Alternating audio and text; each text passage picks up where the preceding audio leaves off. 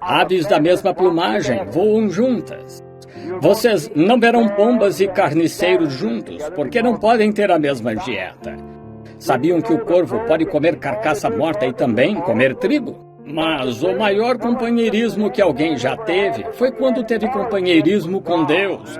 Quando Deus se manifestava abertamente ao homem para ter companheirismo recíproco com sua criatura. O Criador e sua criatura. Deus cuidará e proverá tudo de que precisamos nesta jornada. E no fim, ao término deste velho tabernáculo mortal, Deus prometeu nos dar outro. Creio que o tabernáculo do qual ele estava falando era outro corpo em que viver. Se este tabernáculo terrestre se desfizer, já temos um preparado e esperando. Jesus Cristo está presente agora. Mas é que ele está em uma condição invisível, não podemos vê-lo. Mas há algo na alma cristã que, quando o homem percebe que sua presença está ali, ele se encontra na presença de algo que não pode ver. Sem dúvida, ele está aqui. Se nos puséssemos de pé e requerêssemos nossos privilégios dados por Deus, alguém que defenda a verdade, independente de quão sombrio pareça. Então, se os passos de um homem justo são confirmados pelo Senhor, que temos a temer? Se Deus for por você, quem será contra? O companheirismo é maravilhoso.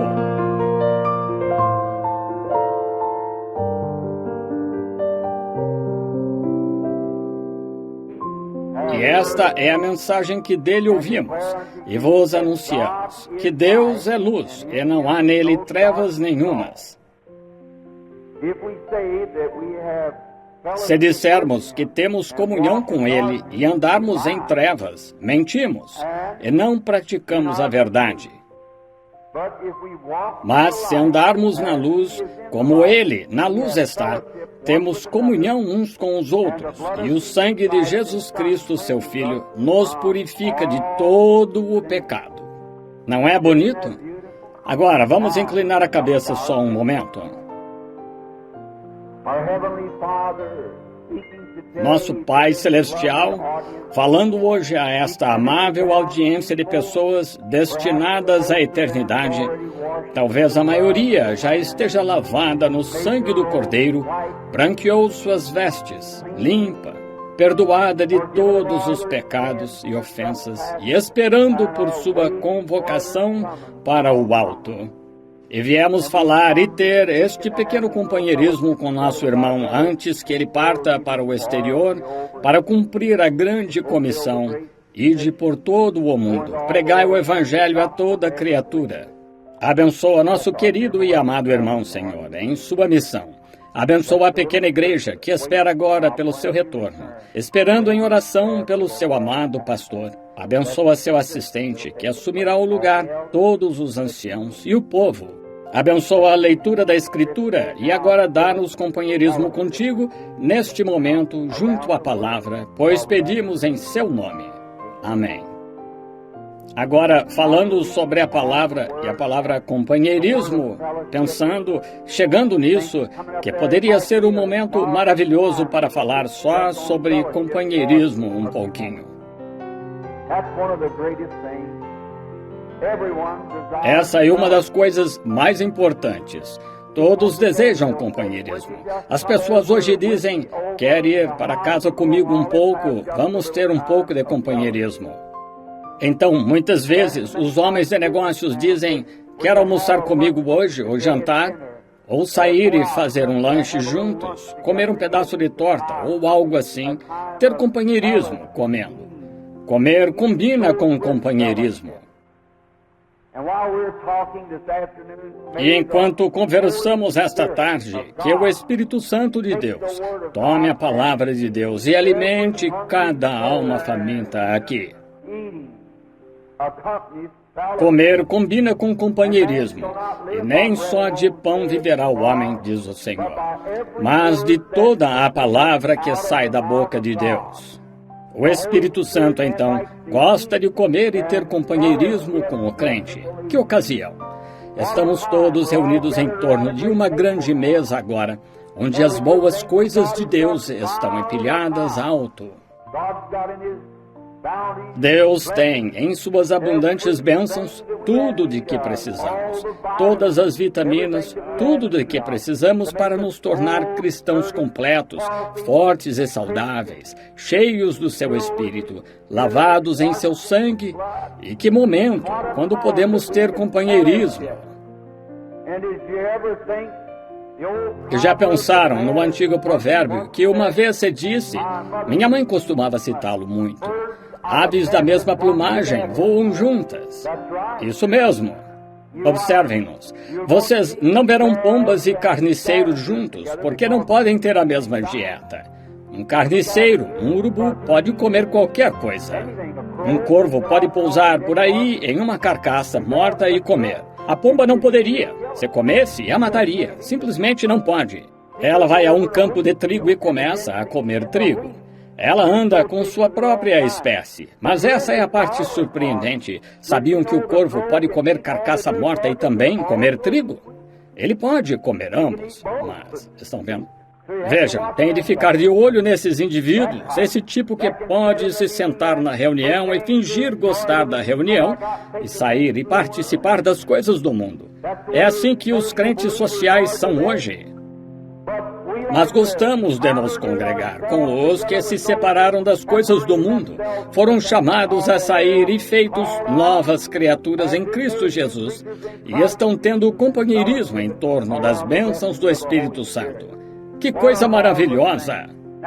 Agora, o homem nasceu para ter companheirismo. O homem, no princípio, lá no Jardim do Éden, tinha companheirismo maravilhoso.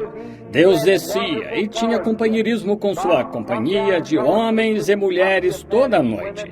No frescor da noite, Deus descia sob as grandes palmeiras, talvez sua luz sagrada, por assim dizer, resplandecendo sobre Adão e Eva naquela grande catedral a céu aberto.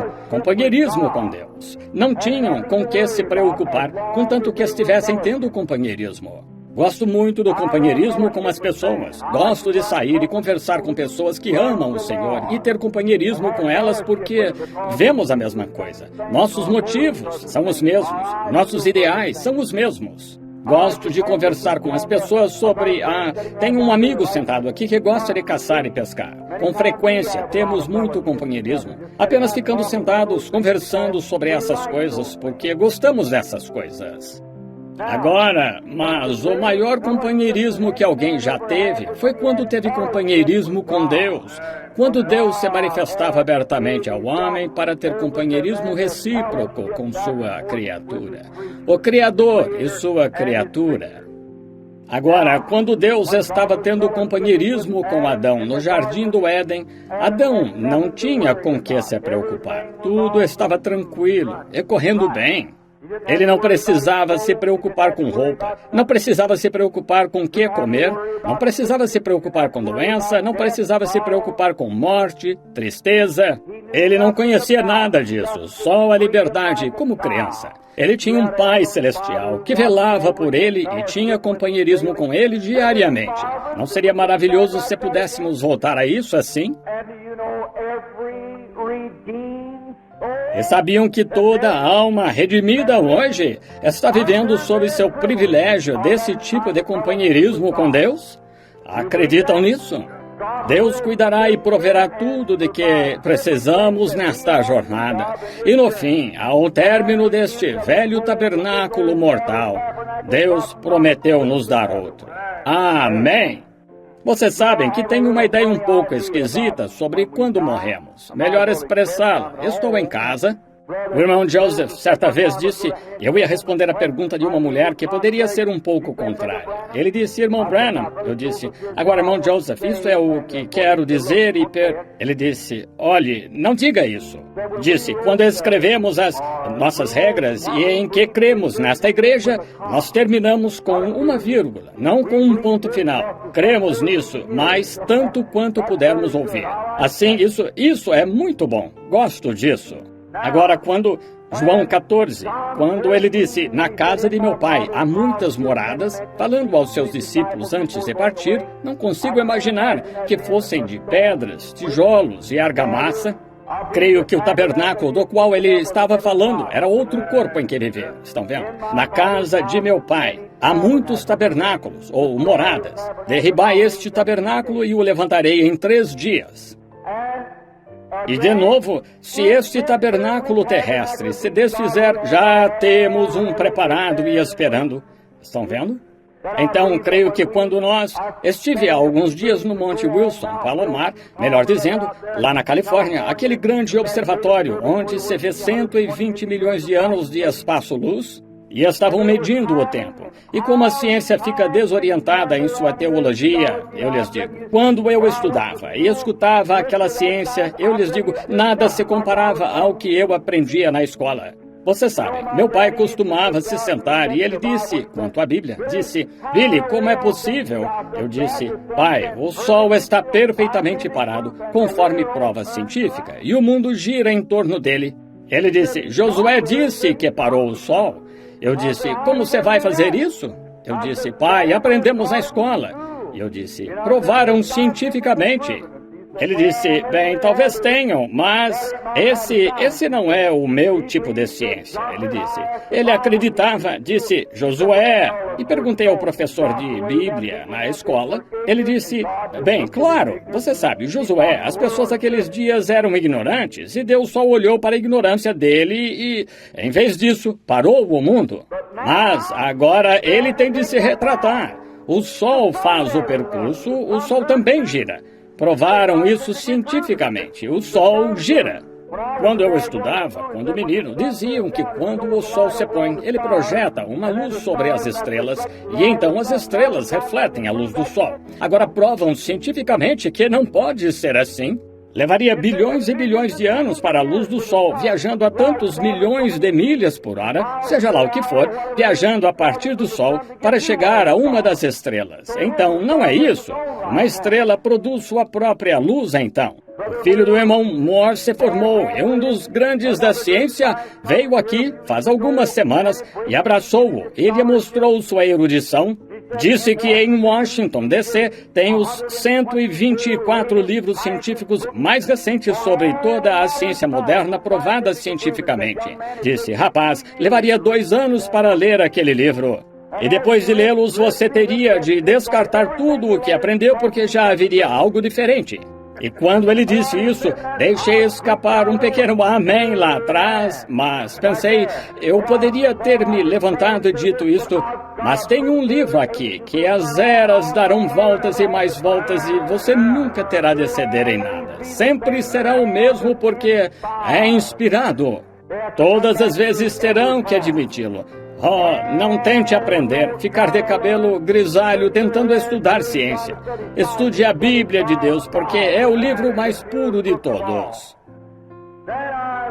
Então, acho que quando essa alma deixa o corpo, entramos em outra casa, não feita por mãos.